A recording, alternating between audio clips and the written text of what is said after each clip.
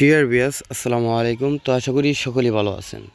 তো আজকে আপনাদের মাঝে আলোচনা করব আমরা কিভাবে মনোসেক্স তেলাপিয়া উৎপাদন করে থাকি এবং এই মনোসেক্স তেলাপিয়া কয়দিন হরমোন খাওয়ানো হয় সেই বিষয়ে আজকে আপনাদের মাঝে আলোচনা করা হবে।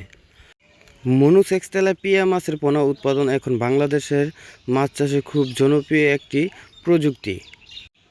এতে প্রায় সব মাছ পুরুষ মেল হয়ে থাকে, দ্রুত বৃদ্ধি পায় ও বেশি উৎপাদন পাওয়া যায়। এবং মনোসেক্স তেলাপিয়া মাছের পোনা উৎপাদন করতে হলে আপনাদের সর্বপ্রথম লাগবে ফিমেল মাছ। ফিমেল মাছ এইগুলো কালো নেট জালের মধ্যে আমাদের সবগুলো হচ্ছে ফিমেল মাছ, যা মাছের মুখে ডিম থাকে। ওই ডিমগুলো থেকে আমরা সংগ্রহ করে তারপরে দেখেন আপনারা এই মাছের ডিমগুলো, ফিমেল মাছের ডিমগুলো। তো এই ডিম থেকে আমরা মনোসেক্স তেলাপিয়া উৎপাদন করব। দেখেন আমরা ট্রের মধ্যে রাখছি। তো এই ট্রের মধ্যে রেখে ডিমগুলো আমরা এইখান থেকে বাচ্চা ফুটাবো। তো আপনারা ভিডিওটা দেখতে থাকেন, স্কিপ করবেন না, তাহলে অবশ্যই আপনারা এই কিছুটা হলেও উপকৃত হবেন এই ভিডিও দ্বারা। তো এই দেখেন আমরা ট্রের মধ্যে রেখা এইগুলো মাছের পোনা আমরা ধরেন ডিম ফুটানো হয়। তো ডিমগুলো আপনারা দেখেন, আমি জুম করে দেখাচ্ছি। এই দেখেন এখানে আপনার ছোটো ছোটো ক্ষুদ্র ক্ষুদ্র পোনা আছে।